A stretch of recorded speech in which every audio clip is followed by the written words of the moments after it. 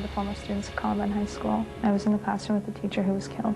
I was probably 3 rooms down from the library. It was so scary, and the screaming was so loud, and there was panic in the school. It was so traumatic. It didn't seem real. When we heard all the gunshots, I thought for sure I wasn't going to get out of that school alive. I thought I'd never see my family again.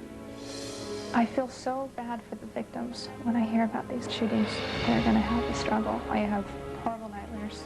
I have a lot of anxiety. It's very hard to get through the days. We're talking about a phenomenon in America, school shootings. We don't have an exclusive on it, but it seems to be so much more frequent here than we hear about other parts of the world. That was Marjorie, who says 9 years after witnessing the Columbine tragedy, she's still traumatized. She wrote a book called A Columbine Survivor's Story.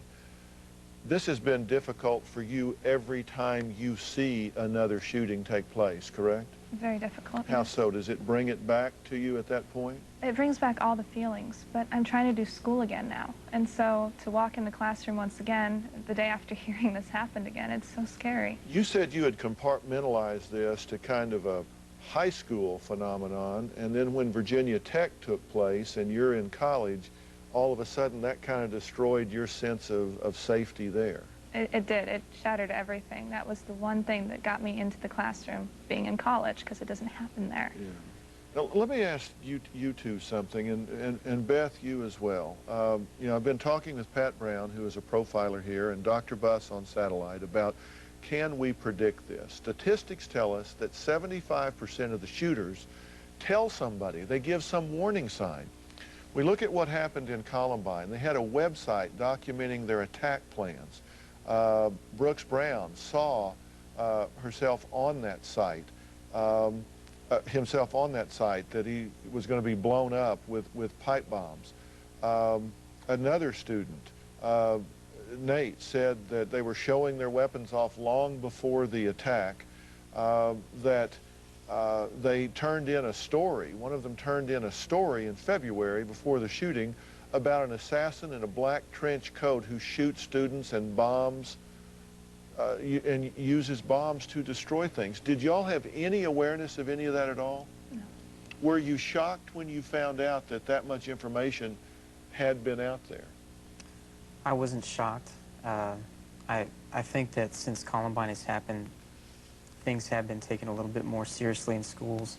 I spent a lot of time speaking in schools, and I don't think you can always have that 20/20 hindsight to pick out a potential killer, because you just don't know. And so, you know, But we do try to learn from it, though. I mean, you can't, 20/20 hindsight's great, but predicting is a different story. Pat, is it possible to predict? Is it possible to say, this kid can be violent, this kid, can you profile to that level?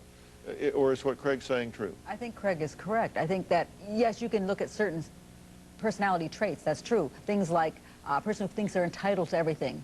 The glass is half empty and never full. The person who has that violent ideation, they might put it out there. But the problem is, lots of kids do that. We've lowered the bar so much in our schools. They have so much bad behavior that we can't even hardly see it anymore. That is the problem with society. Yeah, it gets embedded, right. We got 30 seconds. Go ahead. That can be done, I think, by other school students and by members of a community that we've seen that's been effective. I mean, how do you reach out to a person that's in a dark place, that's angry, that's thinking about shooting somebody, except to come to them with the exact and try to have opposite. some inclusion. Have you forgiven the shooters? I have forgiven them. Will the Wisconsin people, will they find a way to forgive them? In time, I hope they can. All right, next, is there a plan for school safety? We're going to talk to the person in charge of health and safety for our country's schools when we come back.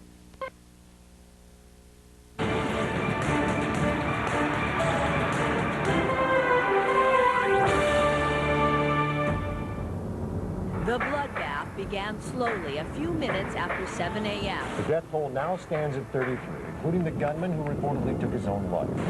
Cho Sung-hui, a 23-year-old senior English major, reportedly left a note in his room yesterday, railing against, quote, rich kids, debauchery, and deceitful charlatans. Today we're talking about the growing number of school-related shootings. Another one took place Wednesday in Ohio, bringing the number to 22 just this year. Now, Gerald Newberry is joining us. He's the executive director of the National Education Association's Health Information Network. He specializes in school crisis. Also here is Jan Harp Domini, the president of the National PTA. Criminal profiler Pat Brown is staying with us as well, and so is professor of psychology at the University of Texas, Dr. David Buss. Now, guys, let me say, what I'm trying to get to here for our viewers is what's going on, who's doing this, why are they doing it, can they be spotted, and can they be stopped? Can they be prevented? Here's what we know. We know that most of the shooters, most of the violence are boys. We know that 2/3 of them report having been, at least perceive themselves to be persecuted, bullied, threatened, or attacked. They feel humiliated publicly.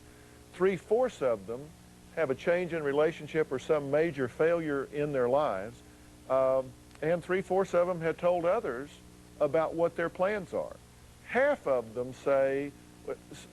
appear to have had some type of mental disturbance along the way, including hallucinations, delusions, obsessive thought. Is this foreseeable? Can you do something at the educational level to identify these students and try to intervene beforehand? I think we can. I think there are 4 things we have to do. One, we have to have a great school prevention plan, and we believe this should be in every school. It rolled out last Friday from the National Education Association. It walks every school through how to create a comprehensive plan and who should be at the planning table. Number 2, we need to address mental health because there are not enough mental health services in schools, and there's no money or insurance for mental health services in communities. Number 3, we have to change the culture to a culture that says it is okay to tell. We have to change that youth culture. Right.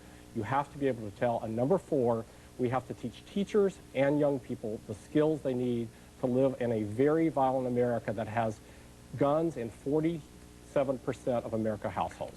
All right.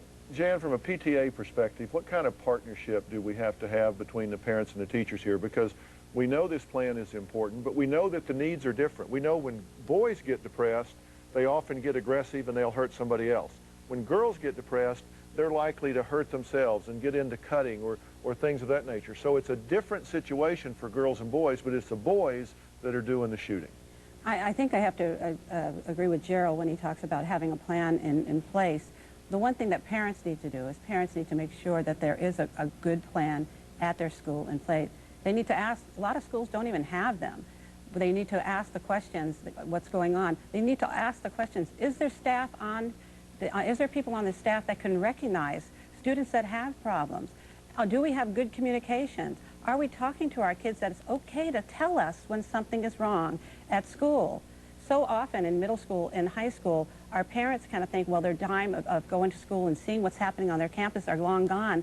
And that's the time when parents need to stay there, well, sure. Communicate. There has to be communication, but in a word, can you profile these students before it happens?